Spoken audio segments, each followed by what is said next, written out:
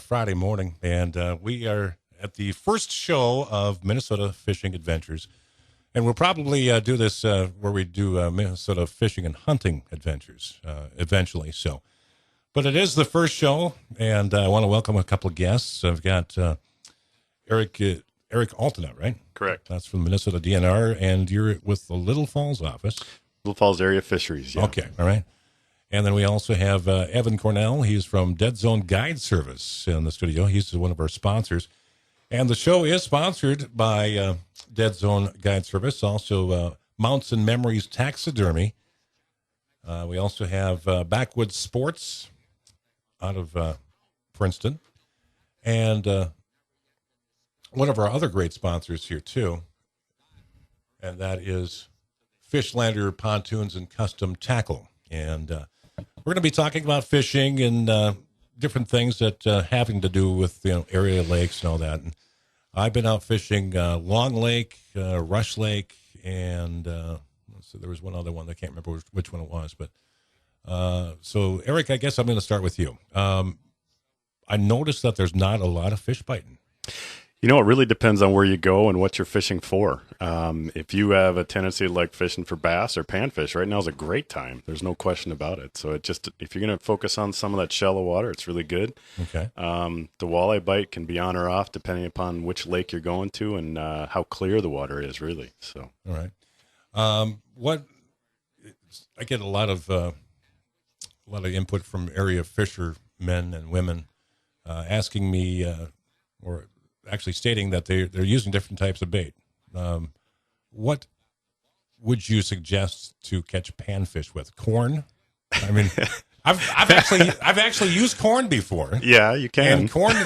Now I learned that from a couple of Vietnamese guys. I think it was back in the late '80s down at Lake Minnetonka. They were using corn, and they were just catching them left and right, panfish. So. Sure. Well, I mean, there's plenty of baits that can work. I mean, right now you have so many different options, with the gulp and other artificial baits. You really don't even need to purchase bait sometimes, and that's pretty handy at times. There's so many natural plastics now that are, natural looking plastics that really can do well if you're trying to target panfish.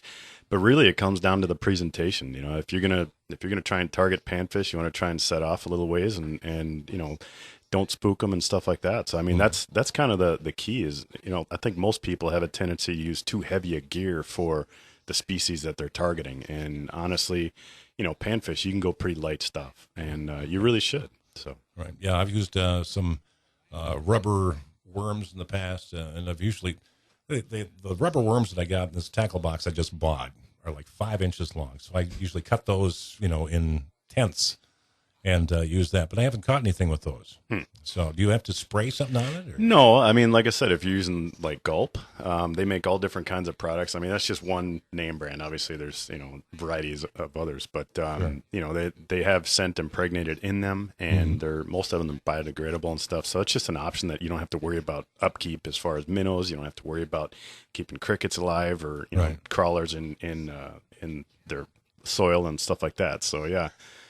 Because we all know what happens after they've been in there for a while and you haven't taken care of. The reason I'm kind of chuckling a little bit is because I kind of forgot about the leeches, and I put them in the trunk on the way home. Ouch. And came out later on in the afternoon. I was like, what is that? Oh, no. Oh, no. So I opened up the trunk. It was just, it was just nasty. So, yeah. But, yeah, I've used leeches. I like leeches for, like, it seems like bass and northern seem to go after those more. Sure. Most of obviously the bigger game species like northern pike, muskie, walleye, and bass, they all kind of focus on fish. That's their main forage for the most part. Right. I mean, it varies, obviously. If you have abundant crayfish, well, that's going to be one of the main forage. But yeah, the bigger the species, generally the larger the bait. Stuff like panfish, if you use those little small leeches, they're only about 1.5 to 3 inches long at most. Those are great for panfish, and if you dangle that over, the shallows right now, I mean, you're pretty much guaranteed to get something to hit. Okay. So now I've seen people do this, and I think it's probably against the law, but they've caught like a small panfish and they've cut it up and used it for bait. Yeah, that's not legal in Minnesota. I didn't think so. You can do that in states down south, but not North in Minnesota. Carolina, I don't know, using game fish for bait is actually illegal. And know. I've heard stories of guys using like perch eyes and stuff like that in the past, when they were kids. But it's just something that we kind of treasure our game fish here in Minnesota, and that's one of the things that's definitely not legal. So okay, can an individual that doesn't own a business maybe use a net to catch minnows at all? Or? Yeah, you're entitled to. I think it's 3 dozen, if I'm correct. On using a seine, basically, or a minnow trap, you're allowed to use those devices, but you do have a legal limit. Okay. And just like with any of the limits that we have around the area, whether it's statewide, 6 for bass or 6 for walleye, whatever, or special rigs like up on Mille Lacs or whatever, there's a legal limit for minnows as well, and you're entitled to allow to keep those and work for them, but you have to be really careful of how you're doing the transport these days. Obviously, with the zebra mussel issue and not having water transported from a local lake, and depending upon where you get them from, it can be kind of tricky. So okay. Now, when you say transporting, say your boat, for instance, you have to pull the plug when you come out of the water. Correct. All right. Yeah, it's absolutely correct. And I mean, the main reason is like right now the water temperatures are over 60 degrees, right?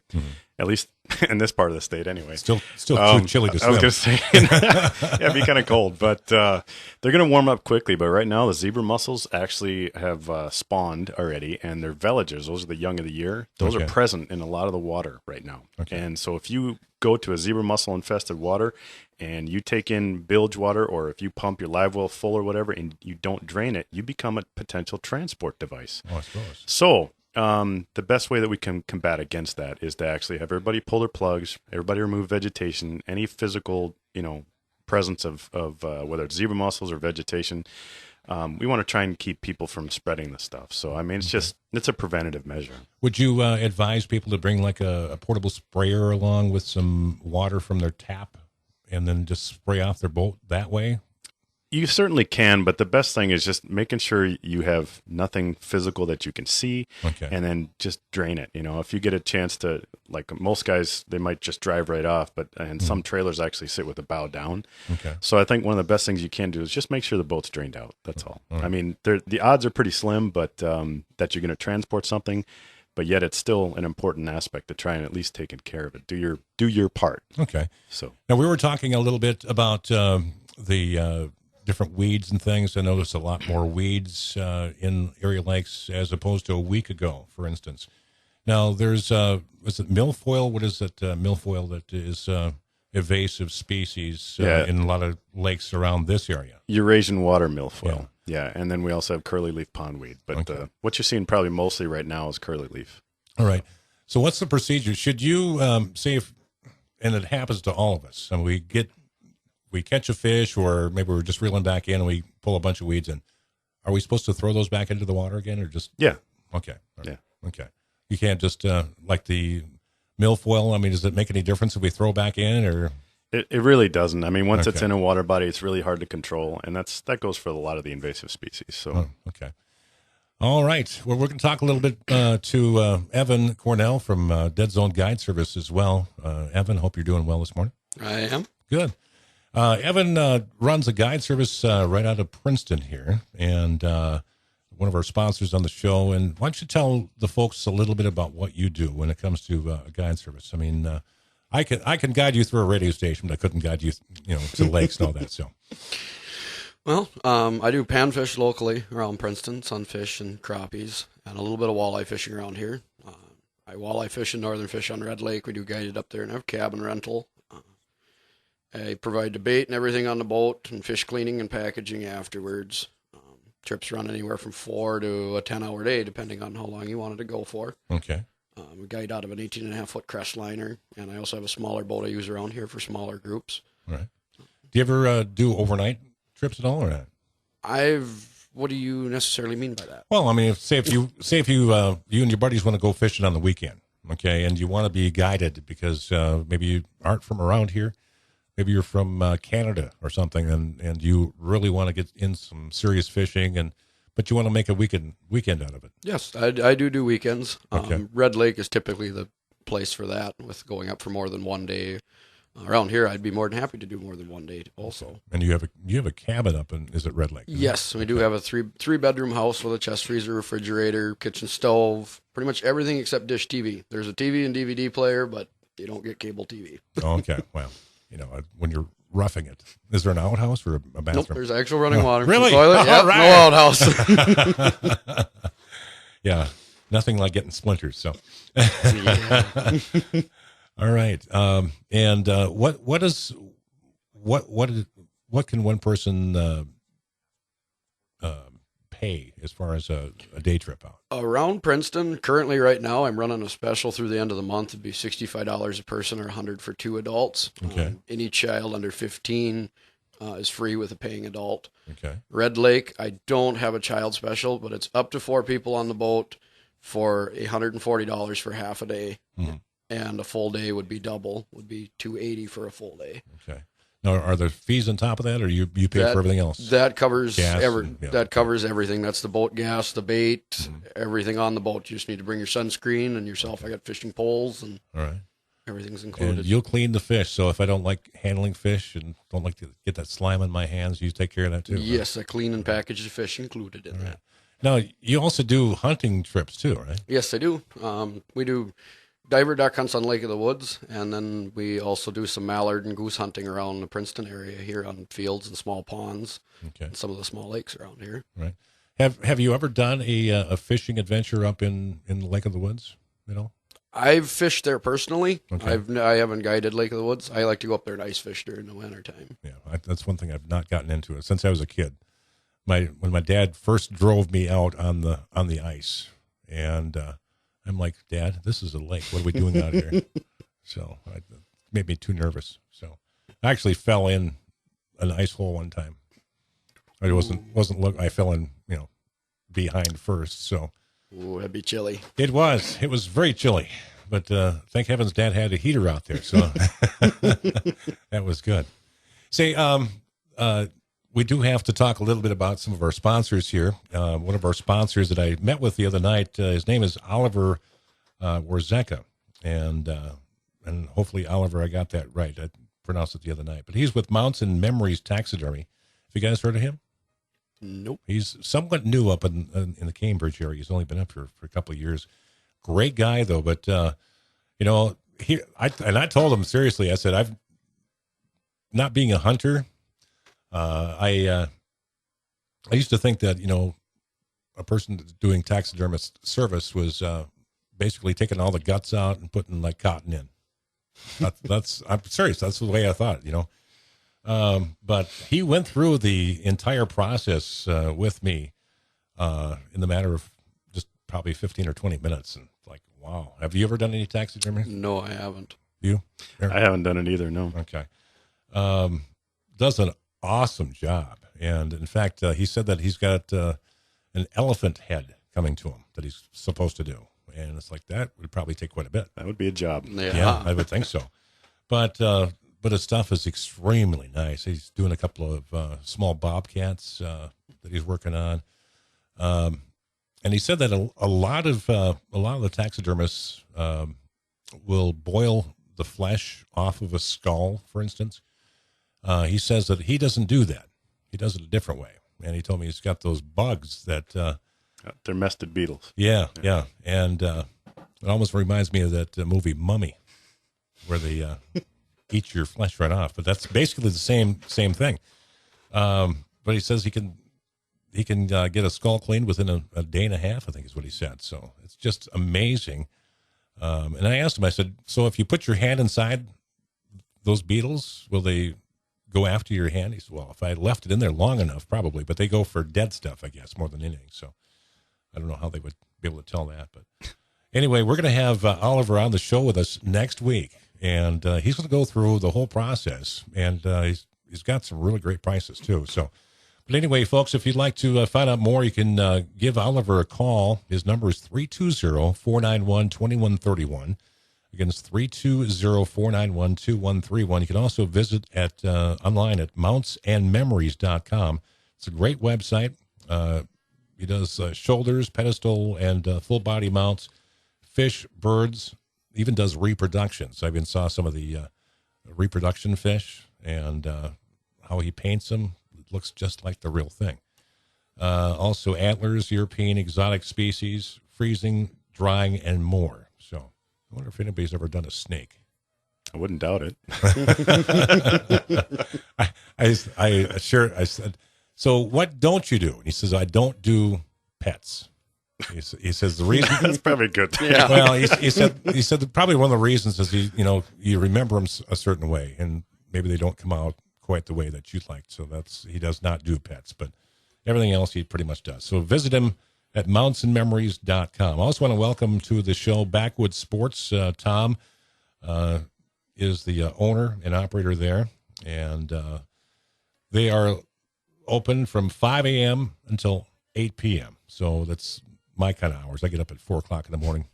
I'm out the door by 4:30 at least. So, he's got all your fishing and hunting needs. In fact, he's got a great selection of pretty much anything that you need. And basically, if he doesn't have it, you don't need it. So, he also has big game registration. He fills up CO2 tanks as well. But you can contact him by calling 763-389-1987. Better yet, just to visit him. He's at 5690 Highway 95 Northwest in Princeton. So just on your way back to Cambridge, basically. And one of our other great sponsors, too, and that is Fishlander Pontoons and Custom Tackle. And if you become a follower on our Twitter page, that's Minnesota Fishing Adventures on Twitter, and follow us, you'll be able to link to our website. We don't have our official website up and running quite yet. We're going to try to do that the next week or so. But they have been so gracious to give us a great prize, and that is a personal pontoon boat to give away on the air. And we're going to actually take those out. We got 2 of them coming. They should be here Tuesday. And we're going to take both of those out. And maybe I'll have one of you guys along with me one week and, the other one the next week or whatever. But we'll go out for a day or something like that and have a lot of fun, paddle around the area or whatever. So, Great for fishing the local lakes, I guarantee it. That's right. Yes. That's right. And you can take these things out in the river, too. And the river, yeah. But they're inflatable pontoon boats. They have a steel frame on the inside with one of those folding plastic chairs with a pad. And anyway, they're inflatable. They'll even hold my big patoot. So, and I'm a pretty big guy. But anyway, so we're going to be giving one of those away later on as well. But we're going to try them out. So if you see us out in the area lakes, I'll even have some tackle to give away. And you can also register there. You can register for it by emailing us at MNFA@WQPMradio.com. So, and we'll tell you more about how you can win that in the coming weeks right here. So, talking a little bit more about the different sizes of fish. Has it always been where you can only get a certain size to keep? As far as length regulations type stuff? Yeah. I mean, the statewide max length or 1 over deals, those are basically implemented in 2008. You don't need this, do you? For the most part, I don't. You know what? I'm okay, but if we start talking specific lakes that are not within Morrison, Todd, Benton, or right. Mille Lacs County, I'll probably be a little in trouble. Because there's a lot of information in here. There really is. It's like reading a novel. So. Well, there's a kind of a fine line between trying to manage a specific lake and trying to make it easy for the regulations to be understood. And it's a tough thing, Mm-hmm. As an area manager, I have to try and do my best to manage the public resource. So for me to do that, I might want to try and manipulate the harvest at a certain point of what's available in that given lake. Right. But that doesn't apply to all the lakes in the area, nor does it apply to all the lakes in the state. So it becomes a difficult thing. We have so many lakes in the state, it makes it tougher. And that's why the book is a little bit bigger than some. But if you've ever fished in Alaska, you know that it's not nearly as complicated as up there. So I wouldn't think so. That's the way I look at it. I want to say, because we've got, we're the land of 10,000 lakes, but we have, I think it was 11,800 and some odd lakes, 10 acres and over. So that's quite a few. The only reason I know that is I looked it up. You looked it up. Nice. But, it's been years and years since I went fishing for Northern, and I'm basically a catch and release guy. If I was sitting like If I was on a boat and I was fishing to make a meal, I'd have to have at least 20 or 30 panfish, I would imagine, to make a decent meal. You yourself, you better have somebody else with you. So statewide bag limit is 20. So is it 20? Okay, Yeah. all right. So, and that's on any type of panfish. that's just on bluegill and sunfish in general. Okay. It depends on the species. Like rock bass, I think it's 30. Obviously for crappie, it's down to 10 now. Oh, really? So it really depends on where you go to, and if there's any special regulations on any area lake, I mean, it's usually posted at the public access. So if it's a public water body, it'll be posted at the access. If it's not, then it's a statewide. That's given that it's a statewide regulation. So and the statewides are posted on the website. I mean the DNR.gov is actually the easiest way you get there. Great website too. Ton of information on there. So really, if you ever want to try and find something specific about DNR regulations, the easiest way is go to the main website, so DNR.gov, and then the upper right-hand corner, there's a window that allows you to do a search, right? And it's just for DNR stuff. And any questions, you can find it pretty quickly that way, as opposed to looking around and, clicking everywhere. So Right. Now, there's something new this year having to do with registration of boats, right? I believe so. Okay. All right. That was, I think how I read it was anything non-motorized craft. You said 12. I think it said 10 feet. Okay. And under. I'm going to have to take your word on this one. Okay.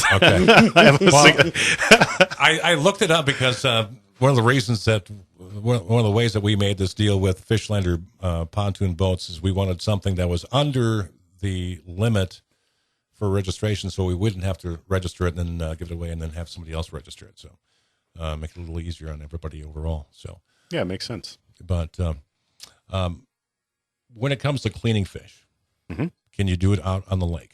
You have to be careful with that. You should put the entrails in a suitable dump site. If you put them back in the lake, it's technically wanton waste. All right. Okay. You have to be careful, or littering, as it might be. And even though it's a natural process, and we know that fish die and stuff like that, it's still they have a tendency to float up, and then people complain. So it becomes a kind of a public issue sort of thing. So the best thing to do is bring it back with you, or go to a known fish cleaning station or something like that. That's probably the best way to take care of things. Okay.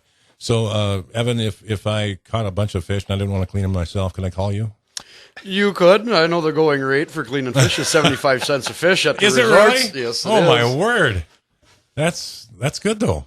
No, so seriously, somebody could, if they really didn't want to clean fish, you'd do it for them? If somebody called me and they wanted to pay me to clean fish, I'll stand there and clean them. I got a cleaning station at my house. I got a table running water at it and everything to do it in the backyard. All right.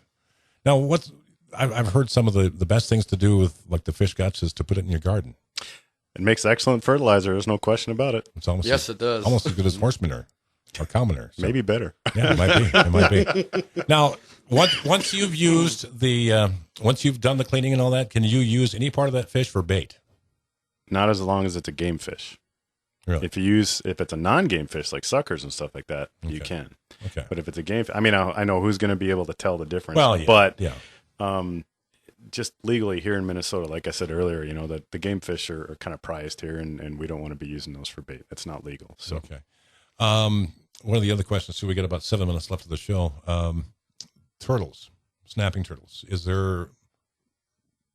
Can you catch those things? Cook them or? There is actually a harvest limit for turtles. Okay. I'm actually not as familiar with that as I probably should be, but it's in the book, and it's certainly thanks. You're going to hand it to me, nice. And I guarantee you the information's up on the website. But there is actually there's some companies that actually, and commercial anglers and commercial fishermen, I should say, that do specifically target turtles, and Really? And a lot of it's for trade, but some of it is actually for actually harvest. So okay. yeah. We saw a huge snapping turtle yesterday, just absolutely huge. This was on Rush Lake, right off the. It was up at the park right north on the north side of it. I can't remember the name of the park, but huge thing. The turtle's head was the size of 2 of my fists put together. I mean, that's big. Certainly, they get really old too. By the way, Yeah, I mean, how long do they live? they can live upwards of 80 years of age. So, Really? Yeah. Wow. The snappers can get really old. The alligator snappers down south get older than that yet, but our snapping turtles up here are pretty ancient too. Some of them. So Now, has anybody ever released anything that shouldn't be in one of our lakes in Minnesota into a lake that you're aware of? you really want to get started on that? Well, I don't mean human waste or anything like that. I'm talking about. Has anybody ever released like an alligator or something, or a crocodile? Yeah, well, honestly, every year it's like we'll see pacu and even other exotic species, whether it's koi that's released into Lake George and St. Cloud or something like that. Yeah. I mean, we see it all over the place, and oftentimes it has to do with people's pets, and they've done it with cougars and everything else. Wild, tame deer versus wild deer. I mean, all that stuff goes on, and really, it comes down to when people have stuff, as pets or as some kind of trade or whatever, and then they can't handle it anymore, they can't afford it, whatever, they decide to release it. Well, the best thing to do is either off it or give it to somebody that can handle it. Like a zoo or something like that. Yeah, exactly. Yeah. Okay. Now, do you take care of just the fisheries more than anything? Yep, yourself? I'm a certified fish geek, so Okay, all right. Yeah. And you've been doing this since.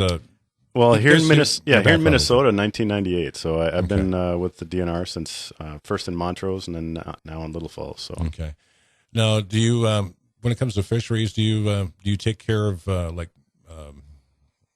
do I'm trying to think here, like special ponds that might raise like fish farms type things? Yeah, actually, part of what we do obviously is we stock walleye. That's one of our main species that we end up transporting across the state because certain fisheries have either been developed or maintained through stocking. They don't have natural reproduction, so we'll either stock fry, which is the mosquito-sized larvae, or we'll put those fry into rearing ponds. And we usually work with local landowners and find these ponds, some of which you might actually hunt on. Okay. But we work with those guys and basically sign an agreement that says, is it okay if we rear walleye in the pond? And ideally what we have is a pond that winter kills every year, has just invertebrates for forage. And we'll stock the walleye fry in there, and in a series of a few months, they grow up to 5 to 7 inches in length, and then we have to transport those to some lakes that we actually need to stock fingerling size. That's what we call that. If we can get away with just stock and fry, it's much better off. But these rearing ponds are pretty important to the state as a whole, and you get your kind of concentration of areas that do it quite a bit. Little Falls and westward have a tendency, and even southward actually have a tendency to be some of the bigger areas for production as far as rearing ponds go. Okay. I was raised in southern Minnesota, south of Mankato, a little town called Mapleton. We had a lake out south, a town called Lura Lake. And it was, I think it's part of Blue Earth County now, as far as the park goes. But they had such a huge overpopulation of bullheads. And they ended up doing a fish kill, the whole lake, I should say. Is that something that takes years and years and years to recover from, or? Actually, no, it's surprisingly fast. The process is pretty involved, and obviously there's a lot of paperwork that needs to be filled out, and you're using a piscicide to kill the fish, or, a drawdown combined with a piscide, so stuff like rotenone is actually what we have to do. Well, he's talking Japanese to me here. Yeah, I know. Sorry. But anyway, it's a chemical that is made from roots of a South African plant, and it happens to be deadly to fish. Okay. And the idea is that, you treat the lake or whatever, kill the fish, and then you can restart. Okay. If we don't have a, good outlet structure or something like that prevents new fish from coming in, or as long as it's a closed basin, that's usually not an issue. But then you get a clean basin, you can start from scratch. And it really only takes a few months. So what do you do with the, do you just let the old fish drop to the bottom and die, or? Typically, yeah. I mean, we've seen winter kills around the area here. That's a natural occurrence. Okay. And we're not, out in the business of trying to clean up the shoreline. I mean, it's part of the natural process. Yes, sure. It's not very sightly. It doesn't smell good, but it is kind of. We typically don't clean the fish up. No. Okay. So, and is that that plant that kills that fish? Is that see if eagle eats the fish? Does it hurt that at all? No, it actually dissolves pretty quickly. It's actually used on tomato plants, as a matter of fact, to treat for bugs and stuff and fungus. So people use it on a regular basis, but at the concentrations and the way that we deliver it in the water column, it bothers the fish's breathing capacity. So that's how it works. Okay. So, all right. Well, we're out of time already. Gee whiz, this is great. I love talking fishing. Whether we talk about just regular fishing or if we talk about some of the things that you're involved with, Eric. But I appreciate you guys coming in today. Cool, I really do. No problem. Thanks for the time. I want to say thanks again to Dead Zone Guide Service for being a sponsor on our show, and also Backwoods Sports, Mounts and Memories Taxidermy as well as Fishlander Pontoon Boats and Custom Tackle, and they're out of Canada. And but again, we've got our Twitter site. If you want to go to Twitter and follow us on Twitter, you can find out more information about the show. We're on weekly. And, excuse me, I had to cough there for a second. But anyway, we're going to be doing this show every Friday from 9:30 to 10. I think we're probably going to end up taking this show to an hour because I think there's more that we can talk about too. So hopefully we'll have Eric back in the studio again with us at some point. I've kind of told him to did you pass the news around to anybody? I tried to get some of our local area hydrologists and stuff like that to be involved, and they said maybe a little bit later, but for right now they're going to hold off. Must be too busy. Huh? They are pretty busy. Microphone shy or something. So, but anyway, you can again follow us on Twitter and find out more information about our giveaways, and we were going to do trivia today too. So, if you can tell me the okay, sorry. If you can tell me the Minnesota government or I should say part of the Minnesota government that Eric is from today. It's pretty easy. What do you think? Is that an easy enough question or what? Should be a piece of cake, yeah. Should be. Should be. We've got this is from Dead Zone Guide Service. They've got it's a hat with lights in the brim. It's actually got 3 lights, and you can use it either the 2 lights underneath the brim, or the rim, rather. I'm thinking of brim fish. Or you can use the one right on the rim itself, or all 3 in conjunction. So if you know what the answer is, here's how you are going to be able to answer that. You have to email me. The email address is mnfa@wqpmradio.com. If you know the answer to that, Eric is from what branch of the government in Minnesota? Okay. Easy question. Easy question. Actually, 3 letters. I'll take the 3 letters. If you want to give me all 3 words, that's fine. We'll do that. But anyway, thanks, guys, for coming in. I appreciate you being in with us today, and hope to have you back real soon. All right. Thanks. Thank you.